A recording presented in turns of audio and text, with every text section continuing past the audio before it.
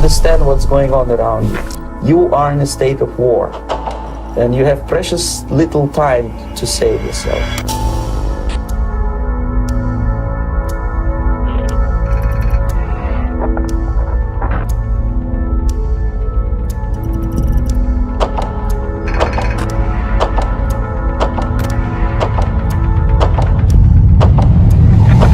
It's a slow process which we call active measures. The first stage being demoralization. It takes from 15 to 20 years to demoralize a nation. The next stage is destabilization. What matters is essentials: economy, foreign relations, defense systems. The next stage is crisis, with a violent change of power, structure, and economy, period of normalization. This is what will happen in the United States if you allow all these schmucks to put a big brother government in Washington, D.C., who will promise lots of things, never mind whether the promises are fulfillable or not.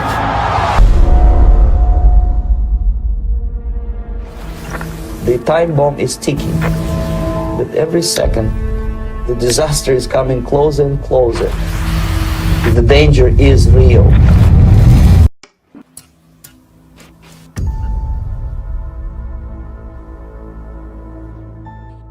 Today is going to be an intense video. I'll be discussing historical events, contemporary politics, graphic and violent video games, as well as connections between real-world chaos and fictional narratives.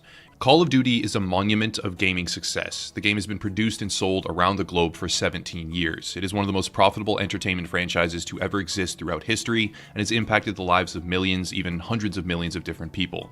And over the next few years, Call of Duty would become one of the industry's most notable controversy marketing provocateurs, even if that controversy was, more often than not, contrived or shallow upon final release. This, however, appears to be changing. The latest trailer for Call of Duty Cold War has just officially unveiled. It by itself is already a scathing commentary on modern social discourse and political activism.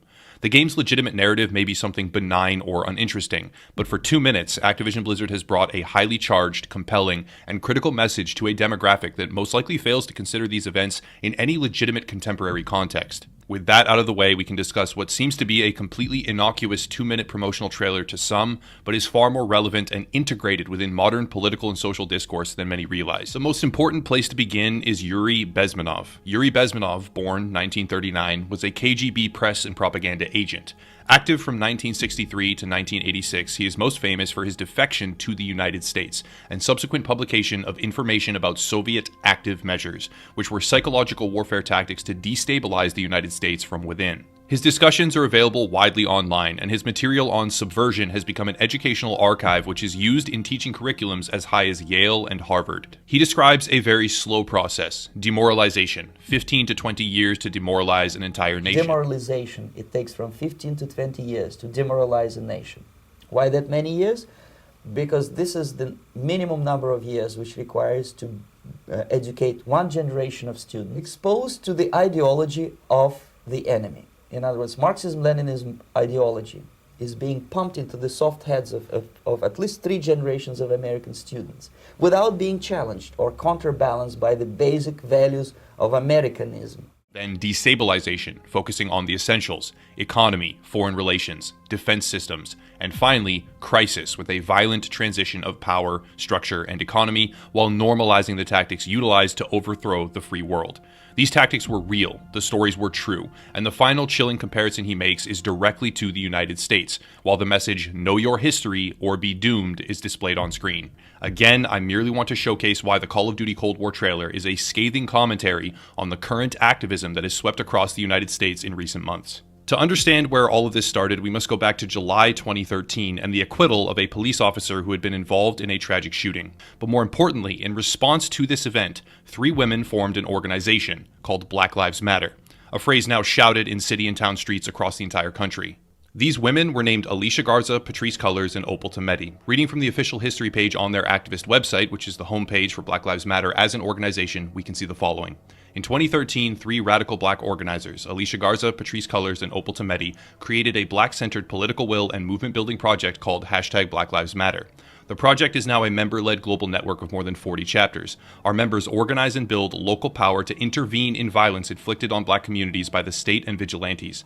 Black Lives Matter is an ideological and political intervention in a world where black lives are systematically and intentionally targeted for demise. These paragraphs are important because they outline that Black Lives Matter from an organizational standpoint is framed as a political movement. Yuri Bezmenov has long, well-articulated speeches. He outlines how the subversion tactics will take many forms. One such item is the promotion of social workers who will eventually erode the standard social links of peer-to-peer community interaction, something that aligns with the existing push for police officers to be replaced with social workers, while defunding the police force either partially or entirely. This is an now defected KGB propaganda agent who worked within a Marxist, socialist, communist-oriented federation, disclosing, word for word, the tactics that are utilized to destabilize a nation. And this trailer features him, a previously mainstream figure of sorts, but not at the scale to which Call of Duty can propel him, as a commentator on the importance of knowing your history. On July 23, 2015, Patrisse Cullors gives an interview to the Real News Network and answers a series of questions. We actually do have an ideological frame. Myself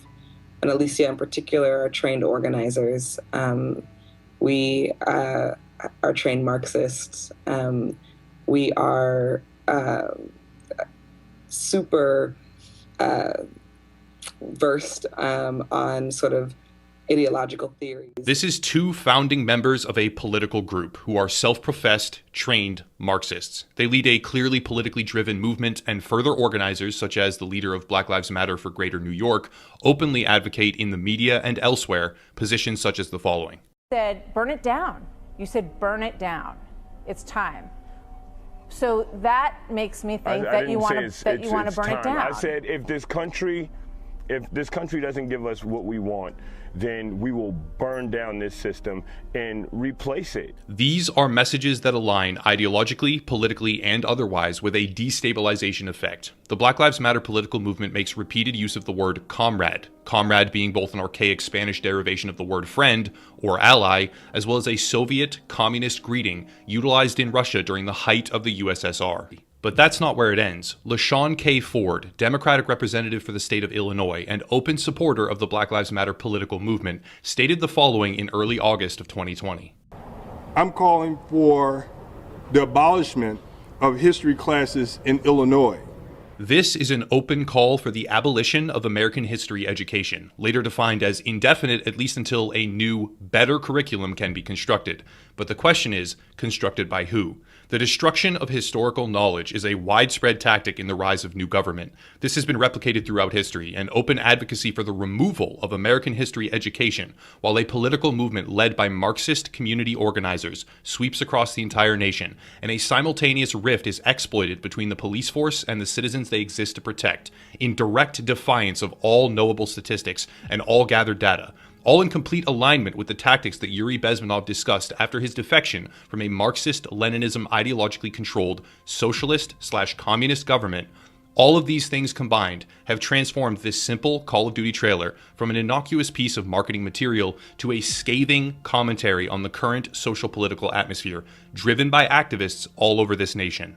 Bezmenov warned of these many tactics, but he was not alone. The Cold War trailer alters crucial context. Yuri Bezmenov, in many of his lectures, discusses the infiltration of not only government, but also education systems. He appears to talk about an operative, a spy, or a militaristic covert infiltrator, but he is also talking about professors, educators, and wider academia. These operatives do not assail the government hierarchy, they attack and subvert the minds of the people by undermining the systems in place which give them stability and structure. These systems are numerous: math, protection, safety, family. On the Black Lives Matter website, we can see that their mission statement includes rhetoric such as, "We disrupt the Western prescribed nuclear family structure." And if we relate all of this back to a simple 2-minute Call of Duty trailer, we can see a warning with absolute clarity. America is getting more and more miserable. Demoralization. Businesses flee population centers after violent, daily rioting. Destabilization. And all of this is becoming normalized after months of nonstop advocacy that the entire system must be uprooted, burned to the ground, or overthrown, which constitutes a violent change of economic and social policy. Crisis. It's all happening right now. word for word.